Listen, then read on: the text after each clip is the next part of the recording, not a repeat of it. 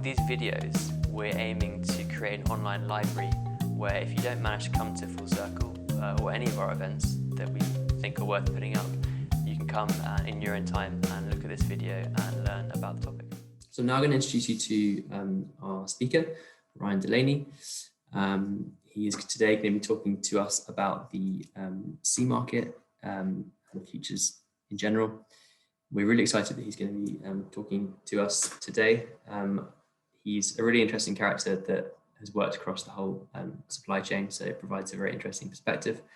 I'll let him say a few words about himself after the presentation, but without further ado, here is Mr. Ryan's presentation.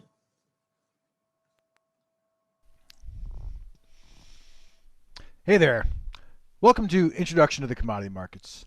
In today's webinar, we're going to talk about not only the structure and mechanisms of commodity markets, but also their function or purpose. Now, aside from our academic interest in commodities, which I know we all have, why are we here? Well, we're here because of a shared love of coffee, right?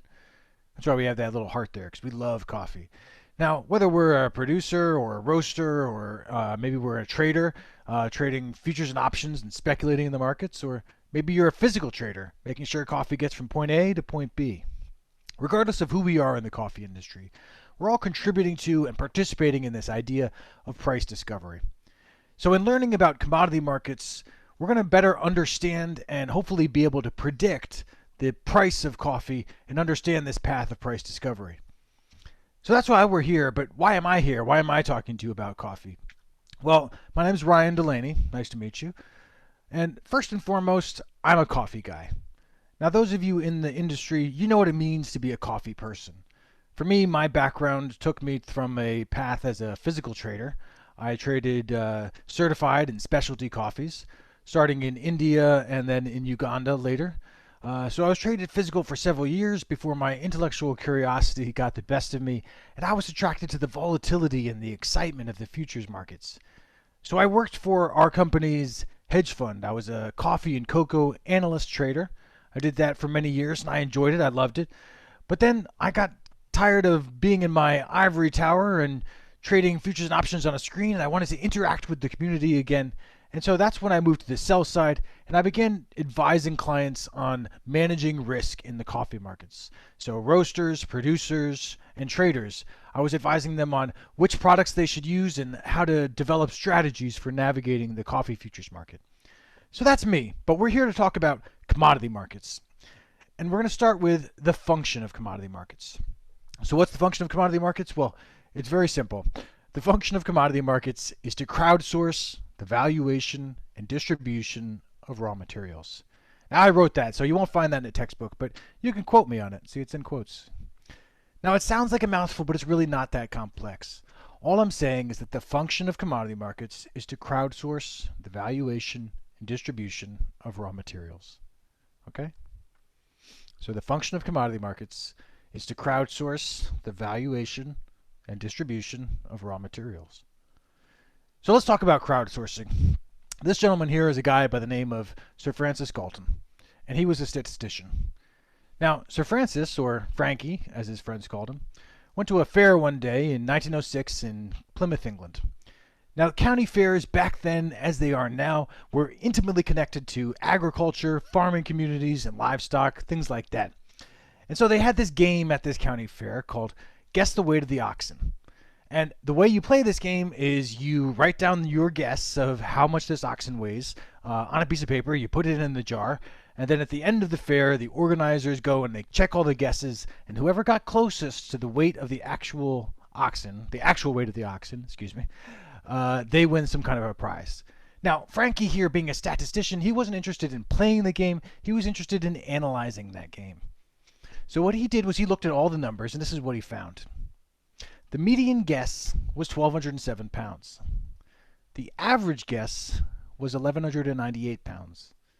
And the actual weight of the oxen was 1,197 pounds. Right?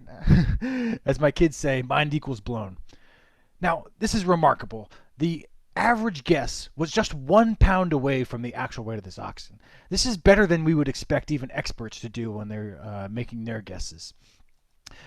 Frankie called this the wisdom of the crowd, and this is actually a repeatable phenomenon. People have been studying it for years, ever since Frankie first wrote about it. And this is sort of the ancestor to crowdsourcing. So when we're crowdsourcing, we're trying to harness this wisdom of the crowd to come up with some kind of expert answer. So with a market, what we're doing is we're crowdsourcing value. We're crowdsourcing estimations of value, just like they were crowdsourcing the weight of that ox.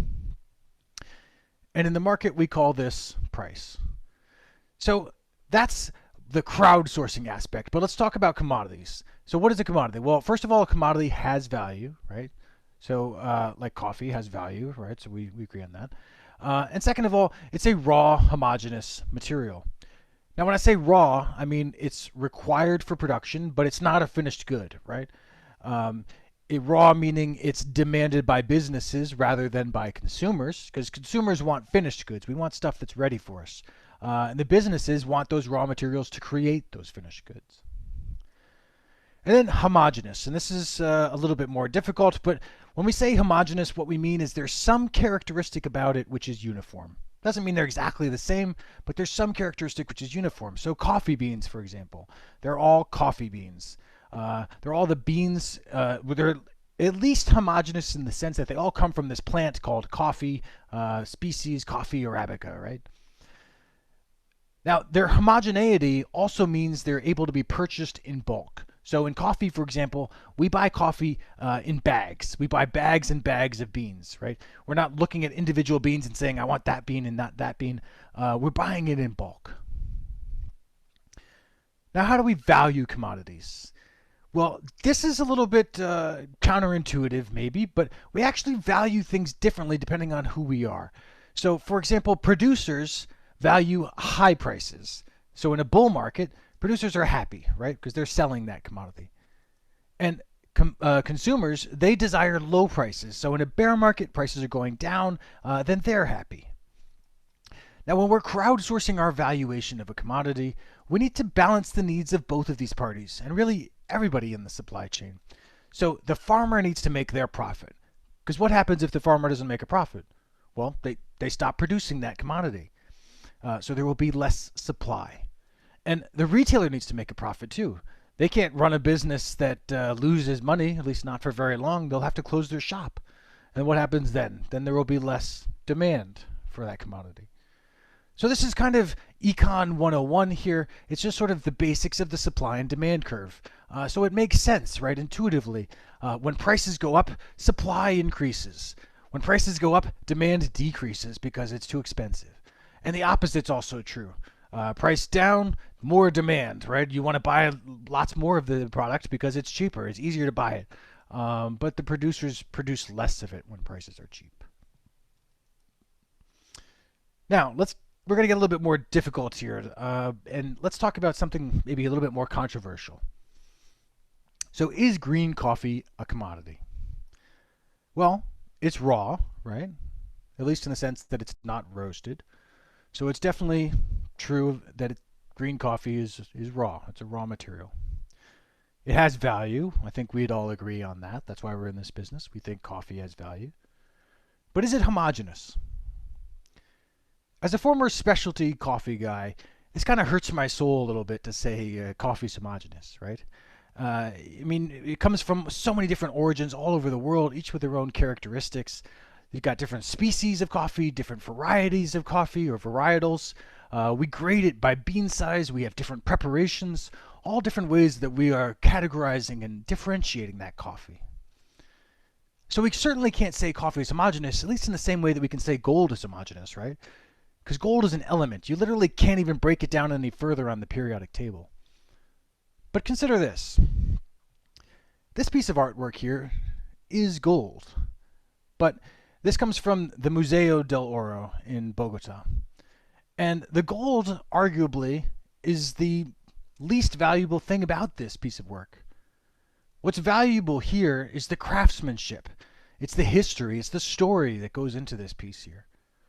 So we can say that it is gold, it's made from this commodity, but its true value, the real value in it, is the differentiation from that commodity.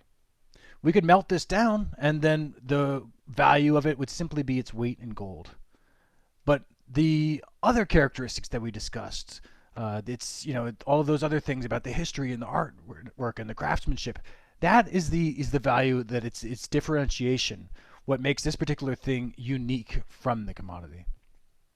So in the same way as this piece here, the individual coffees that we know and love and trade, those take their value by their differentiation from the commodity. So although they are the commodity, although those different coffees are a commodity, the particular types of coffees have value beyond it.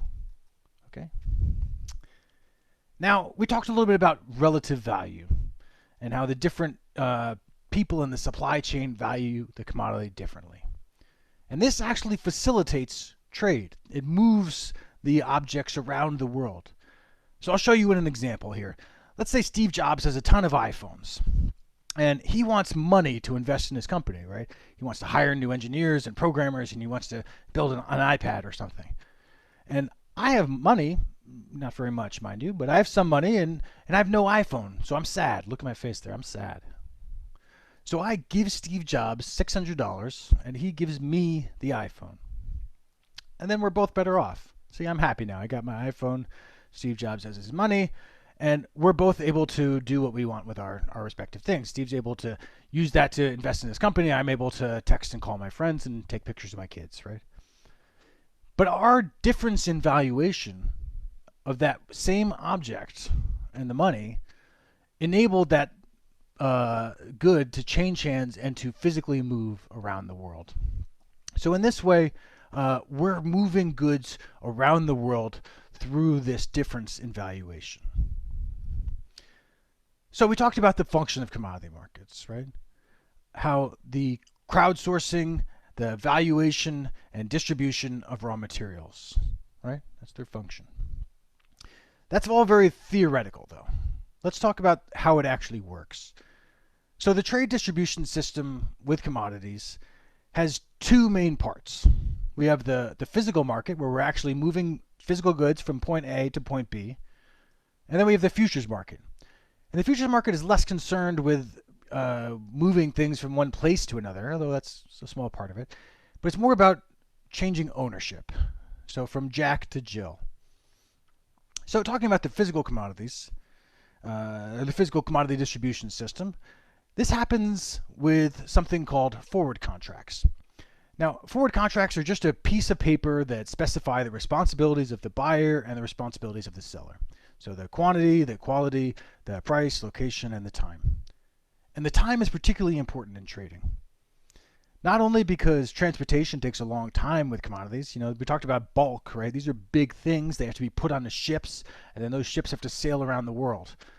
So transportation takes a long time, and that's one reason why it's an important factor in a forward contract.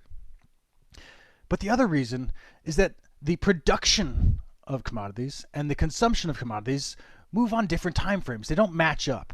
So the producer, especially in agricultural commodities, produces according to a schedule, according to a harvest, right?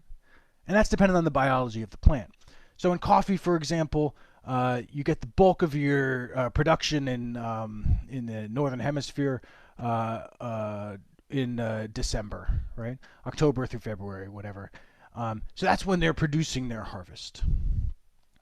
And the consumer, especially of coffee, but most goods, they're consuming at a relatively stable rate over time. There's some seasonality, but not much. It's relatively stable. You don't stop drinking coffee at one time of the year. So to mediate between these two different time frames arose the trade. And the trade buys, or rather they smooth out that curve from the farmer into the curve of the consumer, the producer and the consumer. They smooth out that curve. And they do this through forward contracts. So the trade will buy from the farmer. Remember, time is a factor in their contract, so they can buy before the harvest. They can say, hey, you'll deliver to me in 2 months. Or they can buy during the harvest, and they can say, I'll buy it right now. Or they can buy it after the harvest. The farmer still has some of their crop left over in their warehouses. They can sell it to them then. So time can be whatever they want, and so the trader and the farmer can pick their time and their price and their quality. And they do the same thing with the consumer. They can sell the consumer their entire year's worth of coffee all at once, or they can sell it to them a month at a time, but they can match up those two. And the way that the trade does this is by acquiring an inventory of that commodity. So they buy up a bunch of coffees over time, they stick it in their silo, and then they can give it to the consumer when they need it, because they've got that supply, that inventory. Now, the trade started trading with each other because sometimes they might have too much of one good. Maybe they don't have enough local consumers, so one trade house will trade their extra supply to another trade house that has a need of it, that has more consumers in that part of the world. And vice versa. Maybe someone else doesn't have what they need, so they call up another trade house and they buy a contract from them. Or maybe it's a specific quality that they're looking for. And so they develop this secondary trade in forward contracts over time. And what happened is that this secondary trade in forward contracts evolved into the futures market. And so the futures market is just, or the futures contract is just a standardized forward contract.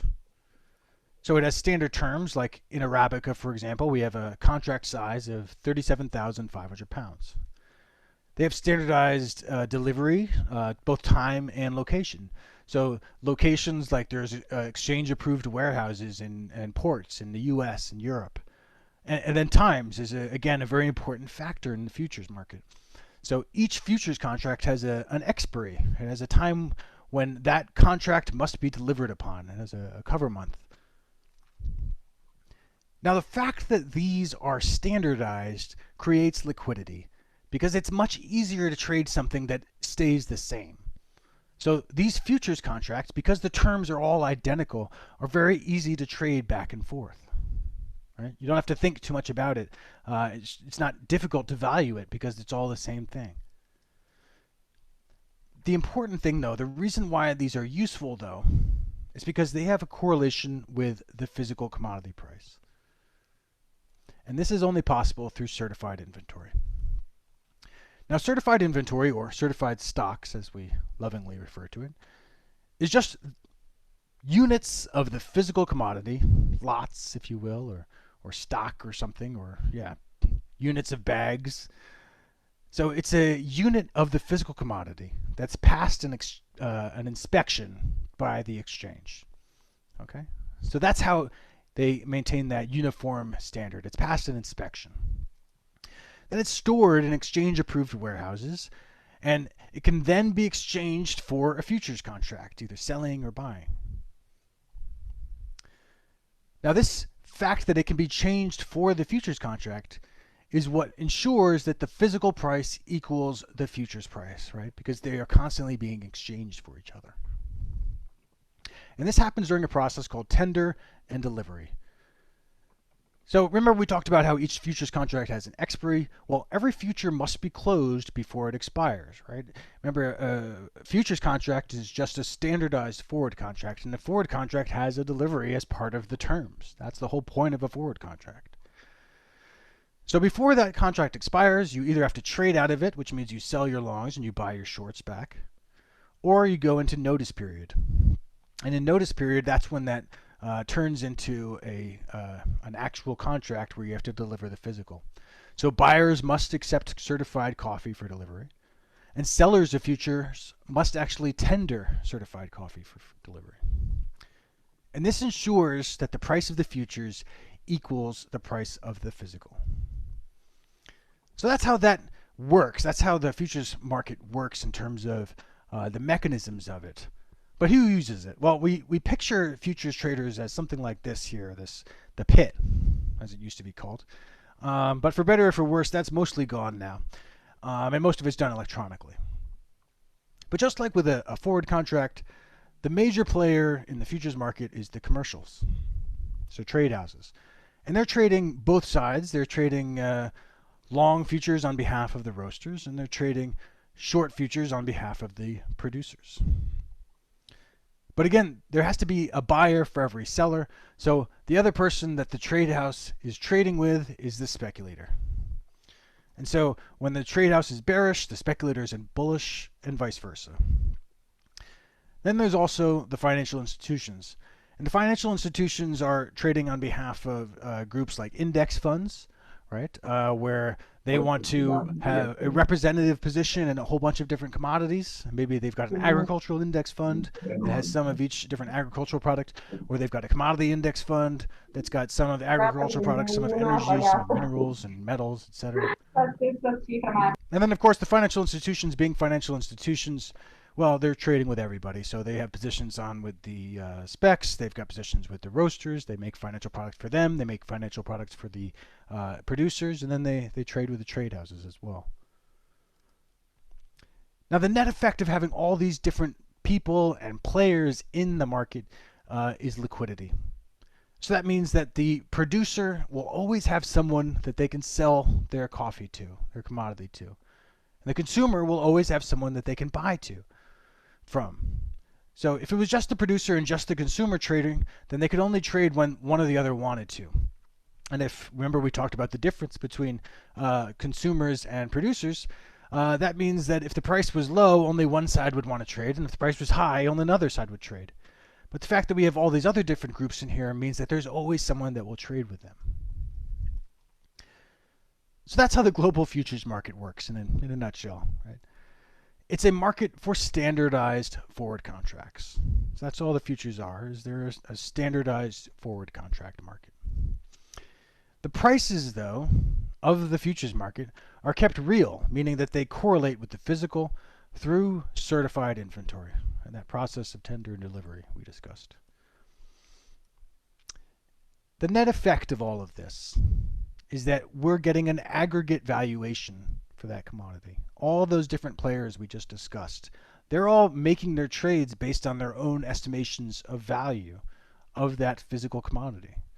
And that's why the price here represents this aggregate valuation for that commodity. Now the irony here, this is my ironic sign here, I'll give you a second. The irony here is that the commodity market actually helps us to de-commodify coffee. When we hedge with futures, we're offsetting the commodity risk.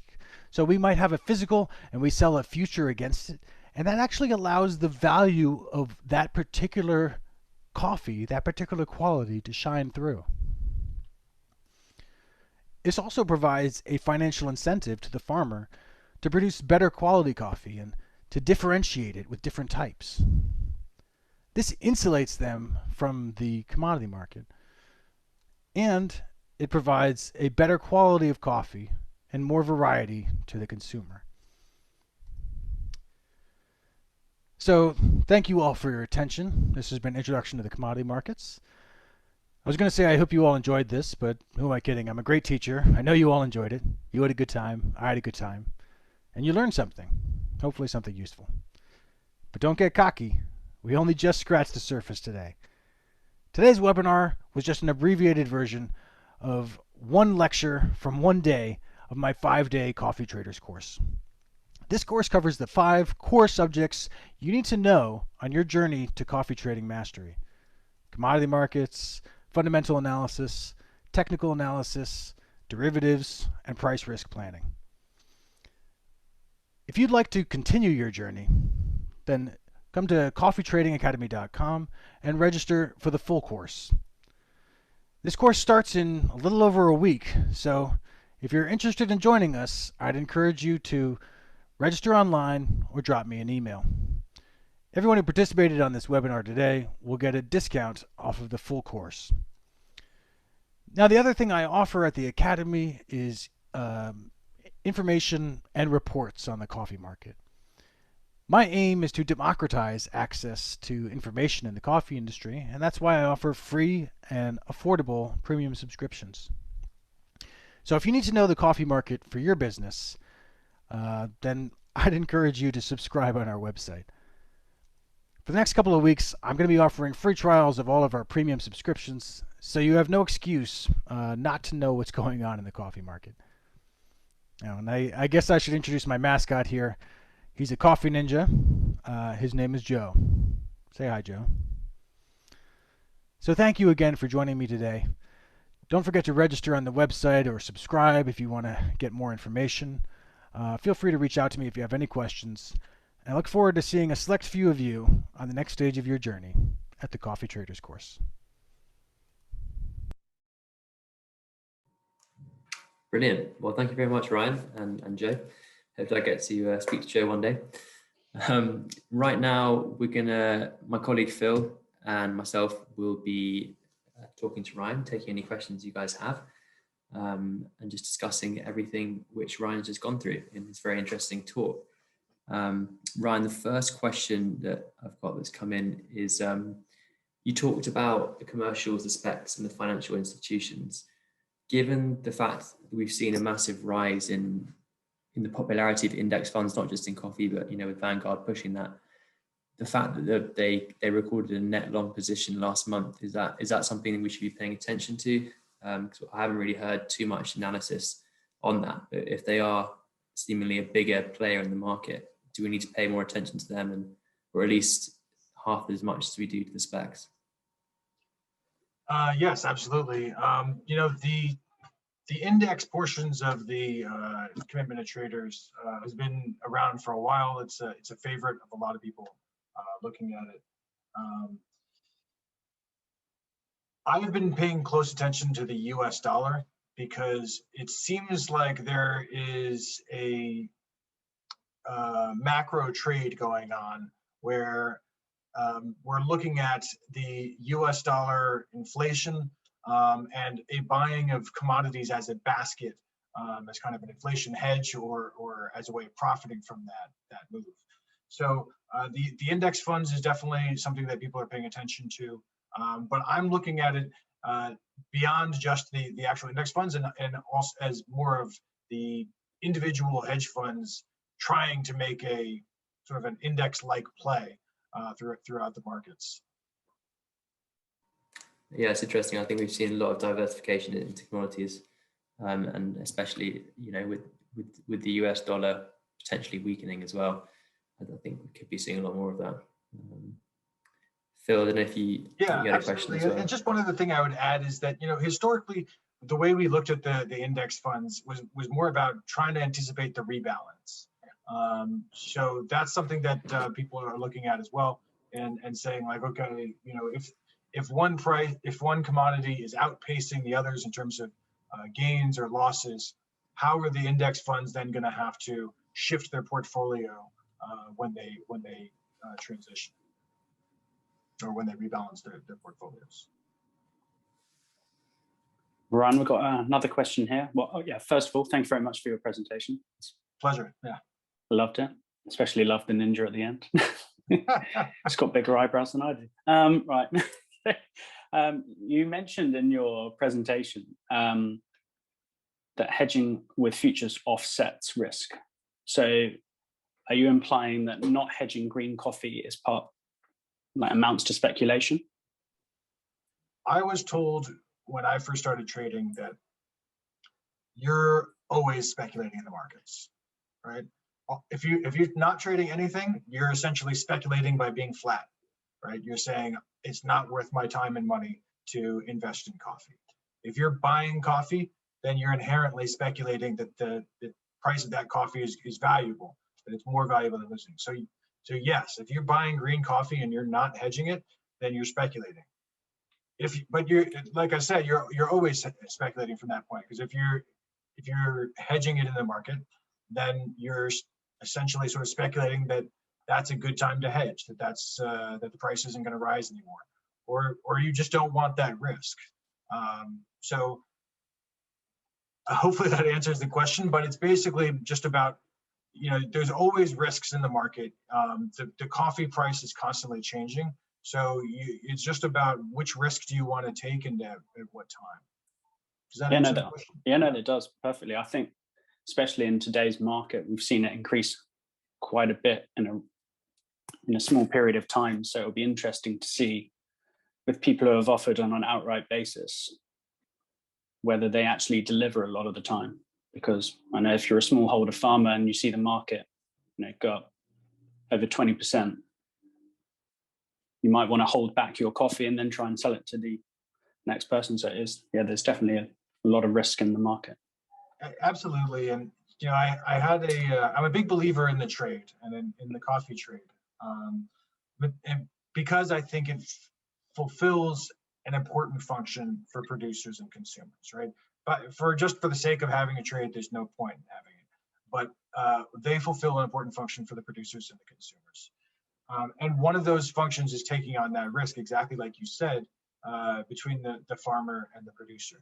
So, it's not that the farmer is a bad person at all if they're defaulting, right? It's only logical. So the farmer has a finite amount of their crop.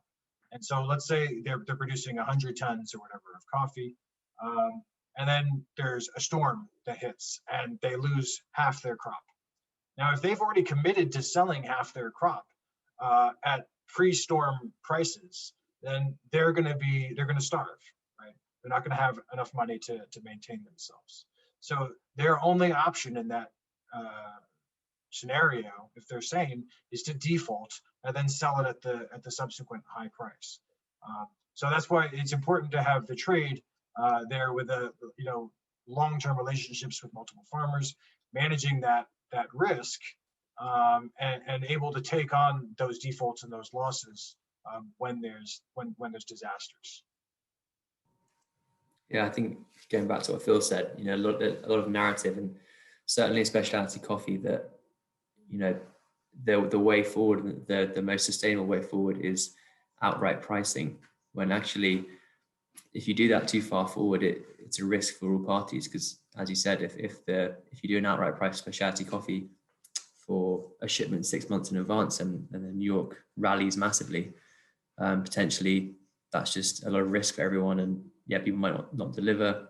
It brings a lot of risks which don't really get talked about. I think there's sometimes been a bit of a view that how can specialty coffee be bought on a differential, when actually sometimes, like, certainly for us as importers, like, we speak to co-ops and farms and they actively want to sell us coffee on a differential, not just on an outright basis. And I think that's a dialogue which doesn't really get reported much in the specialty scene. Exactly. And it's also important that the trade provides expertise to both parties as well, because the direct trade is great, and I'm sure you guys probably facilitate some direct trade as well, and that's fine. Some portion of your portfolio, if you're a consumer, if you want to do some direct trade, that's good, and same as a farmer. But it's not in the farmer's best interest to be an expert on logistics. It's not in the farmer's best interest to be an expert in all things, in storage of coffee, in financing, because their focus, we want their focus to be on the production of high quality coffee efficiently. So it's good to have that intermediary of the trade with that specific set of expertise that's then able to cater to that it fulfills that need for both parties. So we also have another question here, and I think this is from probably someone in the trade. I hope I don't throw you under the bus with this question. So we know that a lot of futures is £37,500, equivalent to 17 ton. Why is it not based on a full container weight, which would be 19, which would then match the physicals and the futures together, instead of there being a weight difference of, let's say 2 tons? Right. There's actually a very important reason for that, and this goes back to the reign of Queen Victoria. No, I'm just kidding. I have no idea why the difference is between the two. I always wondered that myself, because if you're hedging it, it's not a perfect hedge. I imagine it was something to do when the contract was created in the 70s, I believe. That was probably a more standard container at the time. I'm not really sure, but I do know that the container weights change too. Right now, there's also super sacks, which may change the weight of a shipping container. Or if you're using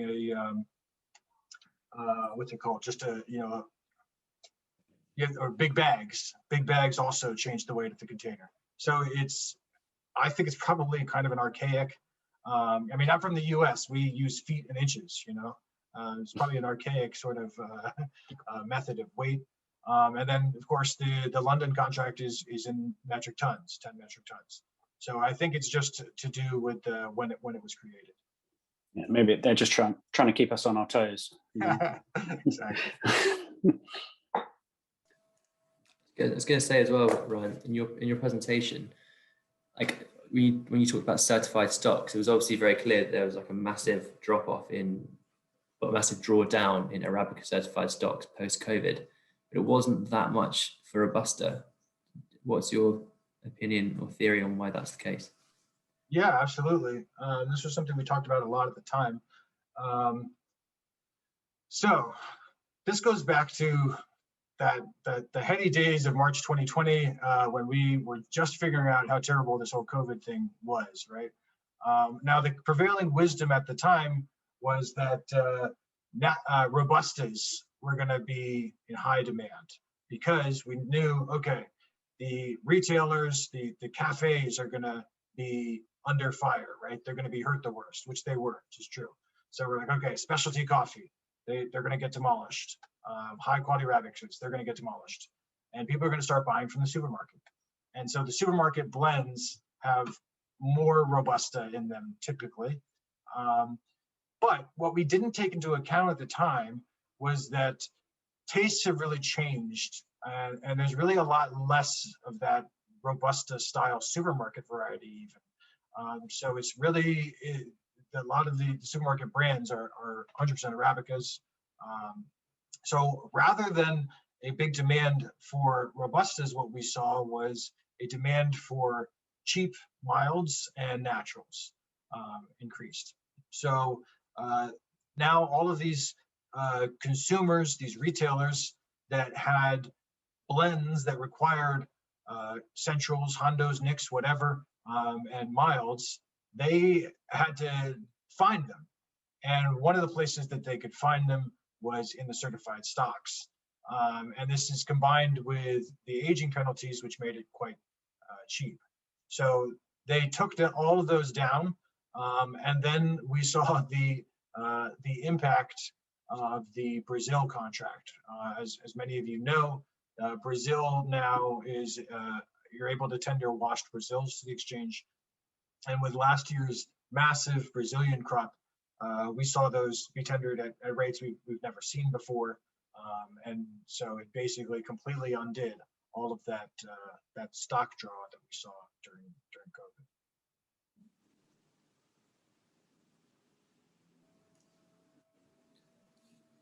So I think we just had our first question on the feed from our very own Priscilla Daniel. Yeah, she's asking, Ryan, if we just paint a scenario where we've got a large single estate, they produce their own coffee, they mill it, they export it, they have a high level of specialty coffee, they know their production costs, they have a market for that already. What's the incentive for them to hedge coffee or get involved on the future side of it? Okay, that's a good question. And what it actually says is how the futures market can be a benefit, right? So first of all, I'd say it's not the futures market's job to be a benefit or a hindrance necessarily to specific individuals.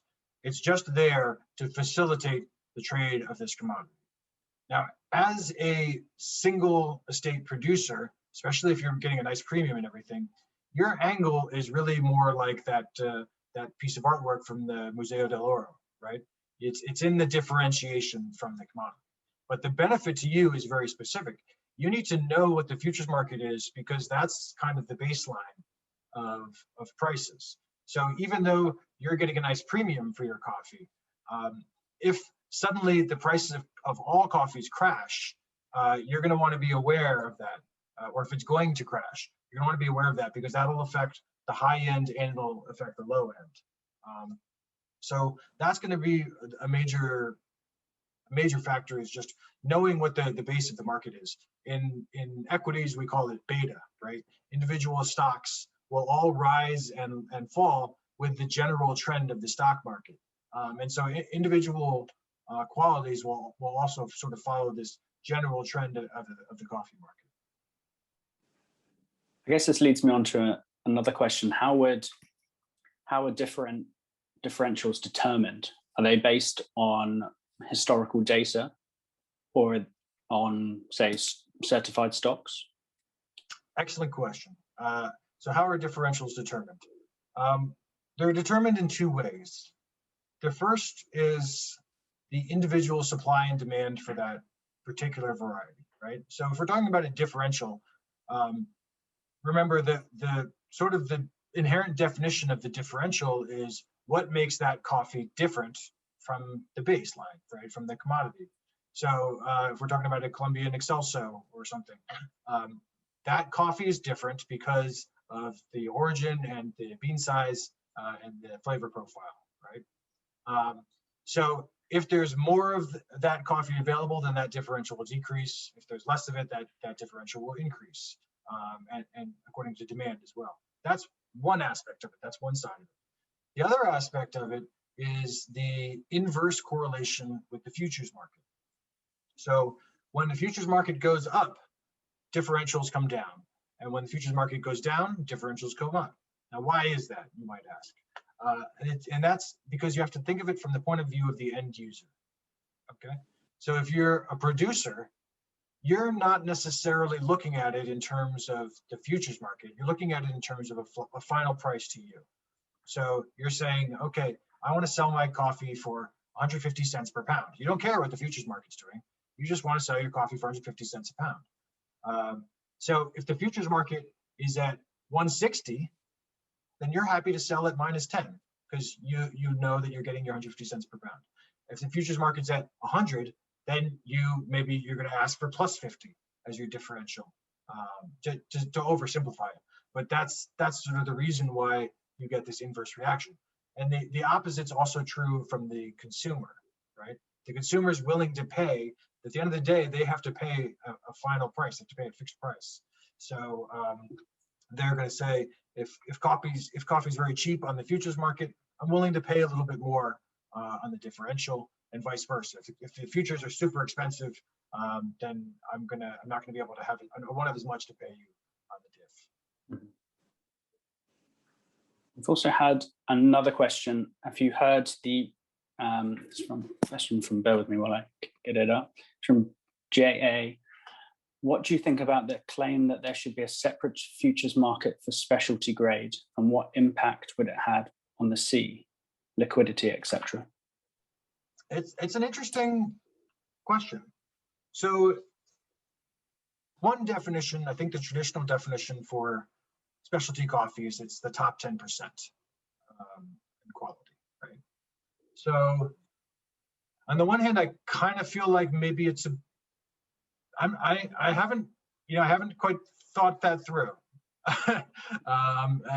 It's an interesting question, because I was going to say that maybe it's unnecessary, because you could just say it's the top 10%, but one trend we've really seen is, especially with the growth of sort of saying this with all love, sort of specialty giants or mega, companies like Starbucks. Love or hate Starbucks, they buy excellent quality coffee. They buy very high quality coffee. So they are really increasing the demand for that particular coffee. So maybe there's a need for it. Personally, I kind of like the idea that you have I kind of like the idea of keeping the commodity portion of it towards the commercial coffee, and saying, that specialty coffee is special and we don't want to commodify it. But maybe that's just nostalgia on my part. Yeah, I think a lot, and especially in the industry we have now, I think the word specialty has been overused quite a bit, because we even have some people in the industry saying that an 80-point coffee that even grades to specialty is not even specialty anymore. Where do we actually benchmark it if they want it? 85 points, and all it has to be in a vacuum packed box, then that'll be, completely change it. But it's definitely an interesting one going forward. Yeah, I think one of the things you have to ask is what's the purpose, right? And so with the futures market, I think the purpose is kind of to facilitate liquidity and to offset risk. So if the specialty market is big enough, and it's been growing, and we think it'll facilitate that purpose, then maybe it would be worth exploring.